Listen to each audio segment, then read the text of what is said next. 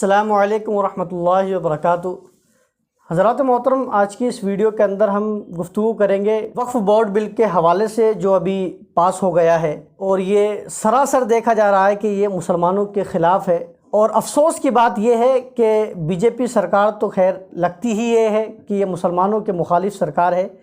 لیکن جن کے اوپر مسلمانوں کو بھروسہ تھا، جیسے کہ نتیش ہوا یا نائیڈو،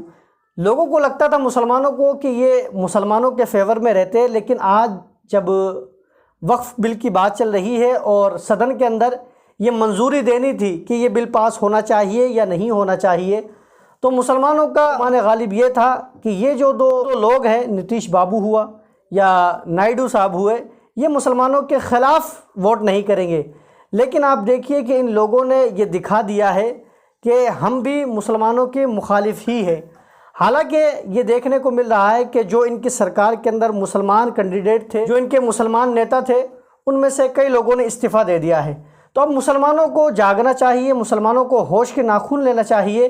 کہ جو تمہارے لیے آواز اٹھا رہا ہے، جو تمہاری بات کر رہا ہے، میں بات کر رہا ہوں اسد الدین اویسی کی، کہ جس نے صدن کے اندر چیخ چیخ کر اس بل کے مخالفت کی اور کہا کہ یہ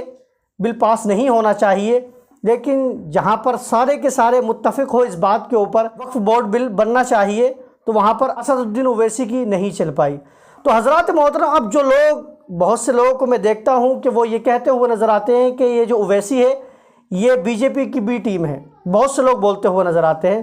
تو میں ان لوگوں سے کہنا چاہوں گا کہ چلے مان کے چلتے ہیں کہ اویسی بی ٹیم ہے بی جے پی کی، لیکن آپ مجھے یہ بتائیے کہ ابھی فی الحال کے اندر جس کے اوپر آپ کو بھروسہ تھا، چاہے وہ نتیش ہو چاہے وہ یہ نائیڈو ہو، ان لوگوں نے کیا کیا؟ آپ کے مخالف ہی ووٹ ڈال کر آپ کو ہرا دیا، اور آپ کی جو زمینیں تھی وقف کی، جو آپ کے آباء و اجداد نے دی تھی اس لیے کہ یہ ان کے ذریعے مسلمانوں کا کلیان ہو، مسلمانوں کو ان کے ذریعے سپورٹ ملے، وہ کچھ بھی نہیں مل رہا ہے۔ اور ان تمام لوگوں نے اس بات کے مخالف جا کر بل کی ووٹنگ کی اور اس کو پاس کروا دیا ہے، اور جس کو تم بی ٹیم کہہ رہے تھے اویسی کو، وہ چیخ چیخ کر کہتا رہا کہ یہ غلط ہے، یہ غلط ہے، یہ غلط ہے۔ حضرات محترم، اب مسلمانوں کو چاہیے کہ اب جو الیکشن آئے اس کے اندر نہ آپ اکھلیش کا ساتھ دے، اور نہ ہی نائیڈو کا آپ ساتھ دے، اور نہ ہی نتیش کا آپ ساتھ دے۔ آپ کو چاہیے کہ اب آپ اسد الدین اویسی کو سپورٹ کریں، چاہے دنیا کیسی کہتا رہے کہ یہ بی ٹیم ہے یا سی ٹیم ہے یا ڈی ٹیم ہے، کچھ بھی کہتا رہے، آپ کو چاہیے کہ آپ ان کو ووٹ کریں۔ ابھی آپ دیکھیے کہ یو پی کے اندر آپ نے الیکشن کے اندر اکھلیش کو ووٹ دیا، تو اکھلیش نے کیا کیا؟ کچھ بھی نہیں کر پا رہا ہے۔ جہاں مسلمانوں کی مسجدیں ہیں دھڑلے سے گرائی جا رہی ہیں، مسلمانوں کی جو زمینیں ہیں ان کے اوپر قبضہ کیا جا رہا ہے، مسلمانوں کے جو مدارس ہیں ان کو ڈھایا جا رہا ہے، ان کو بند کیا جا رہا ہے، اور مسلمانوں کے اوپر یہ روک لگائی جا رہی ہے کہ وہ سڑکوں کے اوپر نماز نہیں پڑھے۔ لیکن ہولی کے لیے یہ نظر نہیں آتا ہے،